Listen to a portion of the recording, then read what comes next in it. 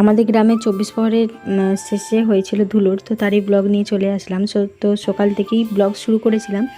আর সকালবেলায় বিছানার চাদর আরে তুলে নিচ্ছি। সকালে অত কাজ থাকেনি, তো সমস্ত যে নতুন বিছানার চাদর মেলা হয়েছিল তো সেইগুলোকে তুলে নিয়েছিলাম। তারপর পুরানো চাদরগুলো তুলে ভালো করে মানে বিছানা গুছিয়ে নিয়েছিলাম। তো এই যে দেখো যতগুলো বিছানার চাদর মেলা হয়েছিল তো সবগুলো এক কাছে জড়ো করে এই যে এখন সাবান জলে ডুবিয়ে দিয়েছিলাম। আর সাথে যে আসনগুলোতে ভাত খাওয়া হয়েছিল তো এগুলো তলা আসন, তো ওগুলোকেও সাবান জলে ডুবিয়ে দিয়েছিলাম। চলে আসছিলাম রান্নাঘরে। আর দেখো রান্নাঘর পরিষ্কার করলেও কোনো অনুষ্ঠান হলে না রান্নাঘরের অবস্থা ঠিক থাকে না। এক এক করে রান্নাঘরে যা যা তোলা জিনিস ছিল, মানে ওই প্লেট, বাটি, চামচ, গ্লাস, তো সেগুলোকেই এক এক করে গুছিয়ে নিচ্ছিলাম। তো যেগুলো প্রতিদিনের মানে সরা হয় বাটি, গ্লাস, তো সেগুলো আলাদা করে রেখেছিলাম। আর যেগুলো তলা গ্লাস, বাটি, তো সেগুলো জায়গায় জায়গায় তুলে দেওয়া হবে, তো সেগুলোকে এক কাছে গোছ করে নিয়েছিলাম। আর তারপর চলে গিয়েছিলাম উপরে, তো এক এক করে সমস্ত থালা, বাটি, গ্লাসগুলোকে এক এক করে মেলে রেখেছিলাম যাতে জলগুলো ঝরে যায়। আর তারপর এইদিকে মা কাচাকুচি শুরু করে দিয়েছিল, আর এইদিকে আমিও ফ্রিজ থেকে সবজিপাতি বের করে নিয়েছিলাম রান্নার জন্য কাটবো বলে। আর এইদিকে দেখো মুড়ি খাবারে আর কিছু বানাইনি, আগের দিনে চপ বানানো হয়েছিল আর তার সাথে চপের আলু মাখাটাও ছিল, ওই দিয়েই সেদিনে মুড়ি খাওয়া হয়েছিল।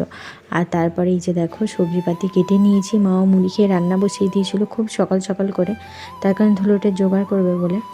আর এইদিকে দেখো ভিজে বিছানার চাদর, আসন সমস্ত কিছু মেলা হয়েছিল ছাদে। আর টিপ টিপ করে বৃষ্টিও শুরু হয়ে গিয়েছিল, একবার ওই তোলা নামানো এরকমই করতে হয়েছিল সেদিন। আর তারপর মায়ের এই দিকে দেখো সকাল সকাল করে রান্না বান্না কমপ্লিট হয়ে গিয়েছিলো। তো সেদিন দুপুরে বেশি কিছু রান্না হয়নি, ভাত, শাক ভাজা, তারপর একটা সবজির ঝোল, আর তার সাথে মাছের টক, মাছ ভাজা, এগুলোই বানানো হয়েছিল। আর তারপর মা স্নান টান সেরে এইদিকে ধুলোটের জন্য জোগাড় করছিল, মানে ধুলোটে মন্দিরে ভোগ দেওয়া হয়েছিল, তো চিড়ে ভোগেরই আয়োজন করছিল। তো ফল আমান্য করে নিচ্ছিল, ধুলোট করতে বাড়িতে আসবো ওই জন্য। এইদিকে দেখো হলুদ জল, আবির, ধূপ, শাক, আর তার সাথে হরিণ লুট সমস্ত কিছু এদিকে জোগাড় যন্ত্র করে নিয়েছিল। চিড়ে ভোগের আয়োজনও রেডি। এই যে দেখো খুব সুন্দর করে থালা সাজিয়ে ফল কেটে নিয়েছিল, আর তার সাথে ছিল মিষ্টি, আর চিড়ে ছিল, দই, দুধ, গুড়, এই সমস্ত কিছু ছিল। আর এই যে দেখো ধুলুট চলে আসছিল আমাদের বাড়িতে।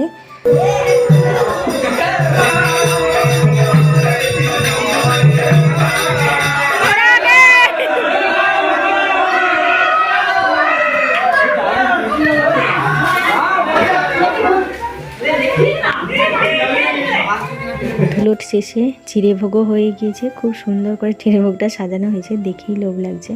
তো সবাইকে দিয়ে আমিও বাটিতে সাজিয়ে নিলাম। আর দইয়ের ভোগ খেতে আমার দুর্দান্ত লাগে। চলো ভোগ খেতে খেতে ব্লগটা এখানেই শেষ করেছিলাম। তো ধুলোটের দিনটা এইভাবেই কেটে গিয়েছিল।